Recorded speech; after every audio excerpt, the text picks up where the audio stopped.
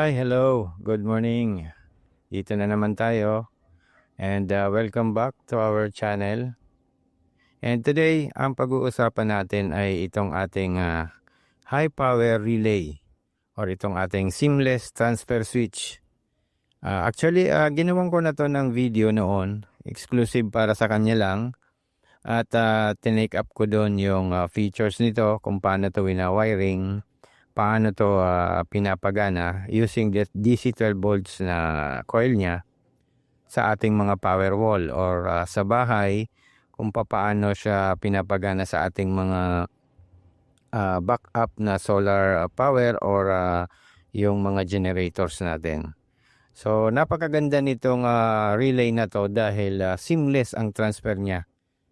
Kumbaga walang corrupt, so hindi mo malalaman na nag-transfer na siya. Anyway, may nag-message kasi sa atin kung paano daw to gumagana sa ating setup.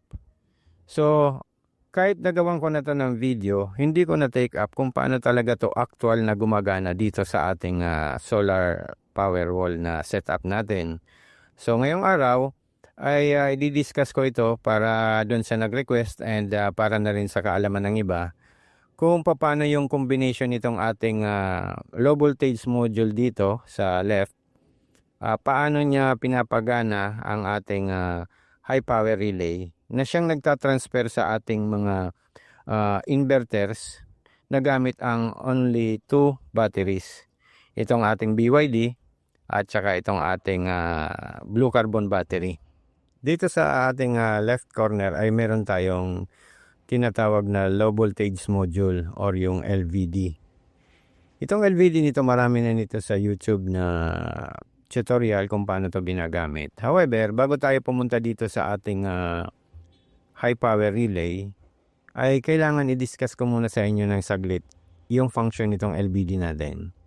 So dito, dyan makikita nyo meron tayong reading na 13.0 volts at gumagalaw yan dahil yan yung voltage ng ating blue carbon battery. So makikita natin dyan meron tayong BC. Nilagyan ko lang para meron akong tanda na yan yung switch ng ating blue carbon. So ito, pag in-off ko to, mag-off itong ating LVD. Ibig sabihin, dito sa ating right side na high power relay, naka-activate dyan yung ating tinatawag na BYD battery. Ito yung BYD battery niya. So dyan, naka-activate siya dyan. Ang gumagana ngayon ay yung isang battery natin. Now, pag in-on ko itong ating LVD module, yan. Pag inabot niya yung voltage na sinet ko sa full charge ng ating blue carbon, nakaset yan sa 13.3. Pag inabot niya yung 13.3, ay i-activate niya yung coil ng high power relay natin para lumipat. So, lilipat siya doon sa battery ng blue carbon battery natin. At siya yung gagana. Siya yung magbibigay ng power sa ating bahay at dito sa tool shed. Now, pag inabot naman yung low voltage disconnect nito, which is nakaset sa 12.2. Pag itong 13.1 ay inabot yung 12.2, which means nalulobat yung battery natin dahil ginagamit, ay magdi-disconnect siya. At babalik siya seamlessly, ay lilipat siya dito sa ating BYD battery na siya naman yung magagana. So all in all, magpapalit-palit lang yung dalawang battery natin. Kaya may mga araw dito na palagi lang itong natunog at nagtatransfer sa bawat isa. Dahil syempre ginagamit mo yung blue carbon natin, nalulobat siya. Then pag nalobat siya, lilipat naman siya sa isang battery. Then pag na-charge na naman siya, ay babalik na naman siya sa connection ng ating blue carbon. So sana nakukuha nyo. At para mas lalo nating maintindihan ang ibig kong sabihin, ay ginawan ko ito ng simple diagram. So dito makikita natin yung mga connection ng ating LVD module papunta sa ating high power relay. Then from high power relay papunta sa ating mga appliances. and yung paglilipat niya dito sa ating BYD inverter na nakakonect sa ating BYD battery. Pati na rin yung connection sa isang battery natin na blue carbon na yan sa inverter niya papunta rin sa blue carbon battery. So I hope by this simple diagram ay mas lalo kong maipaabot sa inyo ang ibig kong sabihin. So sana ay masundan nyo, and then pwede nyo itong i-screenshot para meron kayong guide, and i-save nyo kung maaari para pag ginaya nyo ay meron kayong guide na hindi tayo magkakamali. So maraming salamat. Ngayon dito sa ating LBD, nakaset ito sa 12.2 ang low voltage disconnect niya. Dito sa left side, yan yung low voltage disconnect. So 12.2. Yan. Ngayon, ang reconnect nito ay dito naman sa right side. Pag clinic ko yung right side, may makikita ka 1.1. So yung 1.1, i-add mo yan dito sa 12.2. So 12.2 plus 1.1 is equals to 13.3. Now itong standby mode niya dito sa screen ay 13.1. So pag inabot yung voltage na 13.3 ay lilipat yan. Mag-a-activate yan at mag-o-on yung ating, ito meron yung kulay red dyan na indicator. Yan. So magre-red dyan and magko-connect. Pag nag-connect, ma-activate yung coil ng ating high power relay and magta-transfer siya. So for the sake of this video, para ma-illustrate ko sa inyo, sa ngayon ay 13.1 yung ating voltage ng blue carbon. Ililipat natin siya. Papa-activate natin to para yung kulay red na indicator mag-activate. So ang gagawin natin ay tataasan natin yung sinet up natin na low voltage disconnect. So ngayon 13.1 siya dyan. So dito sa left side may 12.2 volts tayo. At dito naman ay may 1.1. Bababaan natin yan para ma-reach yung 13.1 para ma-activate siya. At makita nyo, seamlessly ay magta-transfer yan. So, okay. Babaan natin yan sa 12.2. Gawin natin tong, let's say, pag pala kayo dito, pag magsiset kayo ng settings niya, i-double click mo lang itong nasa right side. Kung dito halimbawa yan 1.1, so double click mo yan. Pag nag-blink na yung decimal point niya, that's the time that you can adjust or change the settings or setup. Okay, so double click, then down 1.0, 9, 8. So yan 8. Yan 8. 8 lang para 13 volts mag-reconnect siya. So, ayan lang natin. Yan, na siya. Naka-activate na yon. So, antayin natin yung may delay kasi ako nilagay dyan. So, after a while, mag-change yan. Mag-activate yung blue carbon at dito, makikita nyo, tutunog yan, ma-activate siya. So, let's wait for it.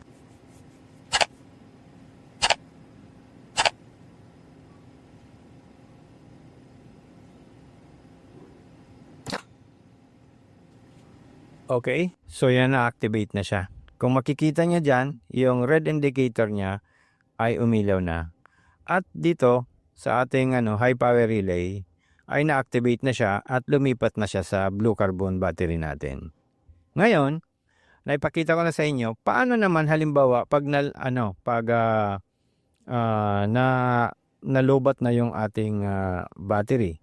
So dito nakalagay ay 12.2. So pag inabot yung 12.2, mag-o-off yan at automatically dito sa ating right side ay lilipat uli yan sa BYD battery na natin. So ang gawin natin dito para abutin yan, kasi mahirap ang nito kasi nakalagay na siya sa setup natin, mahirap ang pagpalubat niyan. So ang gagawin na lang natin para hindi na tayo magantay ng matagal, i-deactivate na lang natin, kaya ginilagyan ko ito ng switch dito. So pag in-off ko to, ang mangyayari ay ma-deactivate yung LBD module natin, yung naka-red indicator. So matatanggal siya sa connection at mag-a-activate ito para lumipat sa ating BYD battery ng seamlessly. So yan ang kagandahan nito dahil seamless, walang corrupt yung paglipat niya. Kaya napakaganda compared doon sa mga una kong ginagamit na ATS or automatic transfer switch na may delay. Kaya kung nagko-computer ka, ay magsa-shutdown yung computers mo. At kung yung refrigerator mo naman ay gumagana, ay magre-reset yon. So, pwedeng makasira ng appliances. Dahil yung ref natin, hindi pwedeng on and off. So, dapat din may time delay din yan. So, sort of advice sa mga may refrigerator. So, hindi pwedeng pag off, then automatic on. So, pangit yon sa mga appliances natin, lalo na sa mga computers dahil mai-improperly shutdown sila. So, ngayon dito, ay i-deactivate natin. Let's imagine na inabot na yung voltage na 12.2 na low voltage disconnect niya. Kasi kung aantayin natin yan, matagal yan kasi matagal malubat yung battery. So, ngayon, i-off natin at makikita nyo dito sa right side ay mag-a-activate yan at lilipat yan sa BYD battery. So, off. Okay. So, ngayon, seamless kahit dito sa sa tool shed natin ay walang corrupt yung mga ilaw. So, ngayon ang gumagana na ay yung ating BYD battery na ginagamitan natin dito sa ating inverter. And yung blue carbon ay ito naman yung inverter niya. So, ngayon, for example, i-ano ulit natin to. Yan, nasa 13.1. Pag inabot na naman yung voltage niya, which is nakaset ngayon sa atin ay 12.2 plus 8, that is 13 volts. Pag inabot na naman yung voltage na 13 volts, ay mag-a-activate na naman tong ating LVD para mag-send ng message dito sa ating high power relay na lumipat na naman siya. However, dito meron tayong delay ng few minutes. Nilalagyan ko lang yung delay para medyo makabuelo yung battery natin na makahinga pa siya bago siya maggumana. So then after a while ay mag-on yung ating LVD to activate our high power relay para gumana yung ating isang battery, which is the blue carbon battery. Yan, gumana na siya. So ganun lang po ang sequence nito. So napakaganda dahil hindi na kailangan ng human intervention na magsi-switch on ka pa or tatakbo ka pag lubat na para ilipat mo sa isang battery. Ito applicable to dun sa may mga dalawang battery and meron kayong dalawang inverter. Pero kung wala, pwede naman kayong gumamit ng isang inverter lang dito. At i-discuss natin yan sa susunod kung paano yung gagawin. But for now, pinakita ko lang dun sa nag-request sa atin kung paano to gumagana dito sa ating Powerwall setup, yung dalawang battery at dalawang inverters natin. So ganun lang po ang ang sequence ng ating setup dito sa ating solar power. Kaya sana ay kung meron kayo nito ay ma-apply nyo rin sa setup nyo dahil maganda to itong ating high power relay. Meron itong pang 12 volts at meron din itong pang 220 volts na relay. So, nilalagay ko sa hulihan itong ating video yung link paano winawiring tong ating high power relay para makita nyo at mapanood nyo rin para magkaroon kayo ng idea. So, dito ang gamit natin ay 12 volts kaya nagamit tayo na LVD module. So yan, ibalik ko lang muna, baka makakalimutan natin. So 12.2, then yung sa right side niya ay ibalik natin sa dating setup na 1.1. So 1.1 plus yung 12.2 volts natin, that is 13.3 volts. So yan yung niya, reconnect niya. Pag inabot niya yung voltage na 13.3 ay magre-reconnect na siya. So nasa sa inyo po kung ano yung preferred na setup nyo, ano yung preferred na settings nyo sa voltage na magdi-disconnect siya at sa voltage na magre-reconnect siya. So nasa sa inyo po ang ang decision kung ano yung preferred na gusto nyo. para malaruan nyo yung mga batteries nyo and ma-maximize nyo yung mga power na dapat na ibigay sa atin. Ito pa lang ating low voltage LVD module. Yan. Ay ginawan ko lang siya ng box. At kinustomize ko lang. Ginawa natin ang switch dito sa tabi. Para napapakialaman natin kung gusto natin siyang i-off. At dito, yung connection niyan ay meron niyang meron siyang fuse papunta sa battery natin dito sa blue carbon battery natin. So, yan yung reading niya ngayon. Ayun, nag-activate na. So, 13.2. So, nag-activate siya actually sa 13.3. Bumaba lang siya sa 2. I mean sa 13.2 dahil meron tayong consumption dito sa ating tool shed. Yan, 186, 87, gumagalaw. So, ngayon, sa 13.3 ay lumipat na siya. Now, pag inabot niya yung voltage na 12.2, ay magdi-deactivate yan. As I have said a while ago. Alam niyo, binabaan ko ng masyado yung low voltage niya kung mapapansin niyo. Napakababa na yan. Dahil ang safe na low voltage cut-off lang sana is somewhere around 12.7, 12.8. Kung medyo brand new pa yung mga battery nyo, yan yung mga recommended na voltage na dapat mag-disconnect na. However, sa ating mga lithium batteries, ay pwede mo yan isagad hanggang 10 volts. Pero, yung life cycle ng battery natin ay magagastos natin. However, okay yun. Walang problema yan. Pwede mo yung gamitin. Dahil may mga lifespan yung mga batteries natin. May tinatawag tayo yung iba, 4,000 life cycle, yung iba, 3,500, so on and so forth. So, pero sa atin, ito kasing aking ay ang blue carbon natin dito ay gusto ko na nga itong palitan. Papalitan natin yan. Iniisip ko lang kung another BYD battery or yung cylindrical cells na lang. Yan, ganyan. Mag-assemble tayo ng somewhere around 180 or 200 AH na battery. Dahil medyo underrated na tong ating Actually, kinustomize ko na yan. Yung blue carbon na yan. Pinalitan ko na ng mga BMS kasi nasinok yan eh. So, hindi ako masyadong masaya sa performance niya. However, ginagamit pa rin natin. Kaya binabaan ko na yung gusto ko na siyang magamit ng husto bago ko siya palitan. Ay gusto na nating i-exert na yung all effort niya para mapakinabangan. So, ewan ko kung anong mangyayari dito sa ngayon. Pero maybe at the end of this month ay pagpapalitan na natin yan para makasustain yung battery natin 24/7 sa ating mga appliances dito sa ating tool shed at sa bahay. Okay, thank you very much.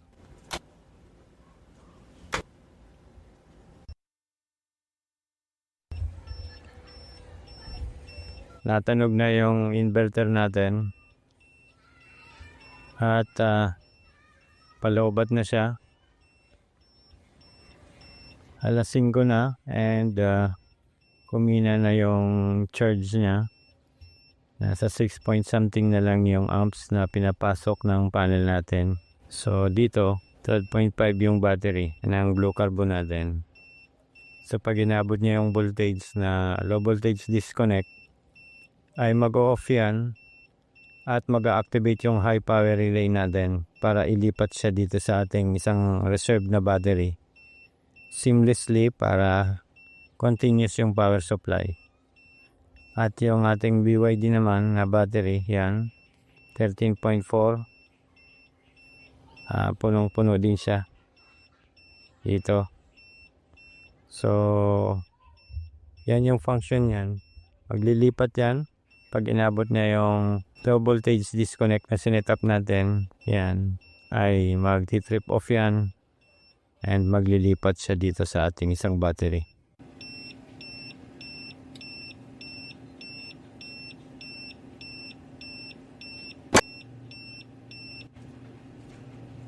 Okay, so yan, nag-activate na at lumipat na siya seamlessly. Lumipat na siya sa ating BYD battery. Ito na yung isang gumagana at nag-off na tong isang battery natin na blue carbon. So, ganyan lang po ang setup. So, ito, dahil 5 o'clock na in the afternoon, bukas na to magre-reconnect.